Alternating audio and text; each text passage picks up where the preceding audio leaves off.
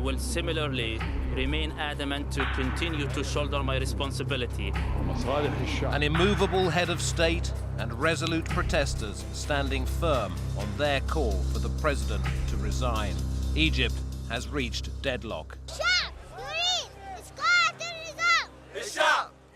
Tahrir Square has become a tent city, a permanent vigil for the anti-government protesters. They're every single night they're sleeping under the wheels of tanks and armoured personnel carriers, determined not to be squeezed in, as they put it, with this protest. The mood by that morning had begun to shift a little bit in the sense that shops were opening, stores were opening, very basic stuff, but enough to get enough commercial activity going where people themselves were beginning to question whether or not this prolonged standoff was serving the interests of the country or whether or not it was being somewhat detrimental to the economic activity of daily life.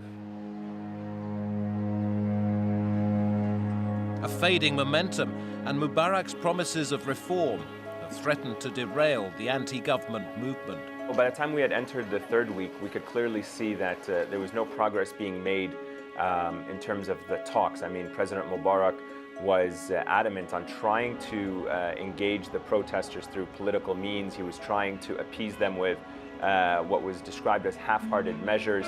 And the protesters were very much defiant. You know, on more than one occasion, we felt that they were, you know, maybe their support was going to wane, perhaps their morale was going to decrease. But in reality, it never did.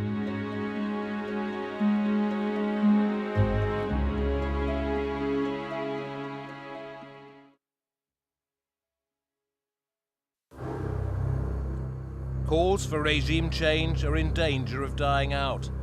But anti-government protesters receive a spark of hope from an unknown Egyptian. Google executive and political activist Wael Ghonem is released after his arrest by plainclothes policemen at the start of the protests. As an architect of the dissent that ignited a revolution, his emotional interview injects a sense of purpose into the softening protests. I want to say to every mother and every father that lost his child,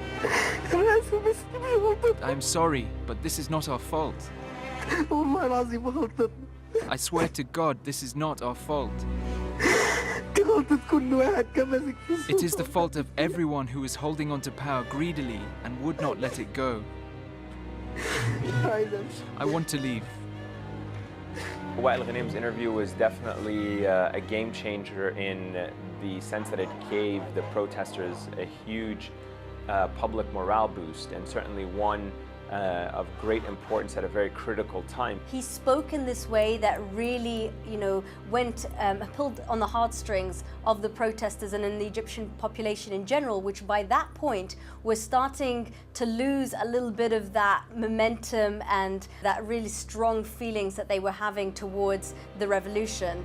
It humanized the revolution in a way that maybe it hadn't been humanized in the weeks beforehand. As long as you are standing here, you are a hero. You are the heroes.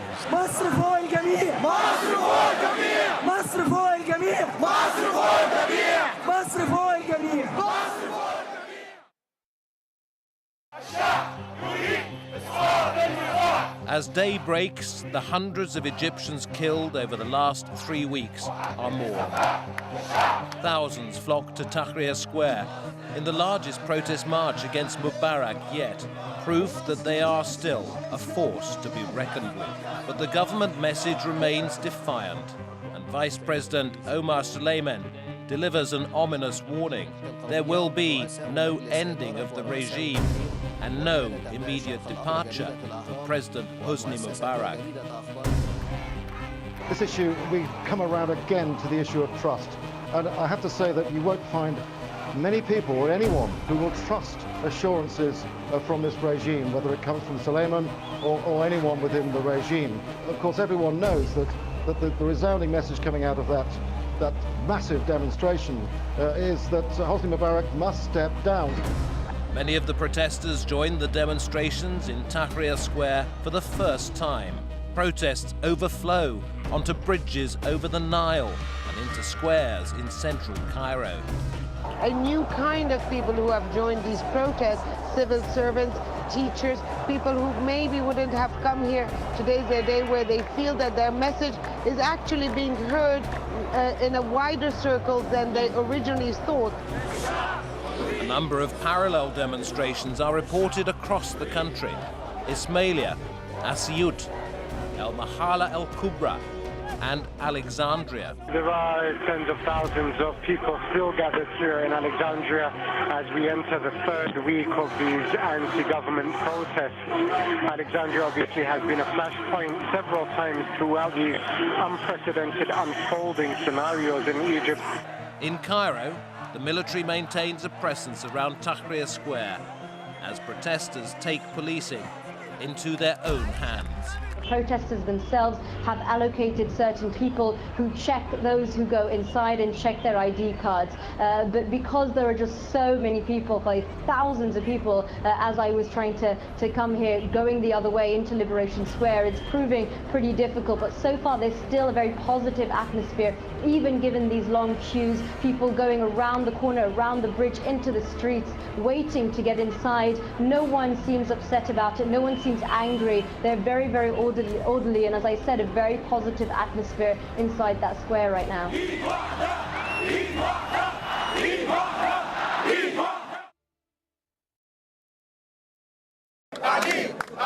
The other very significant development were the strikes that were taking place. What we were seeing on that day when we were driving around Cairo were not just the independent unions that were on strike calling for all of the workers to be on strike, but also state-owned companies, the petroleum company, the electric company, the telecommunications company, hundreds of people who were outside refusing to go to work, saying that they want better salaries, better pay, better welfare. You know, they've had these demands for years and years.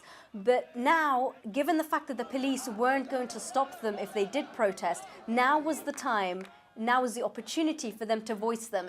And it was like this pressure had been lifted from Egyptian society, and all parts of the society were coming out now.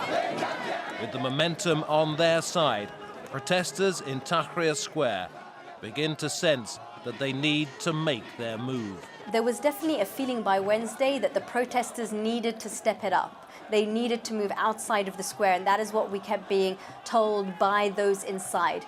They were saying that we have been here now for 2 weeks, our demands are not getting met, and now it's time to widen this out.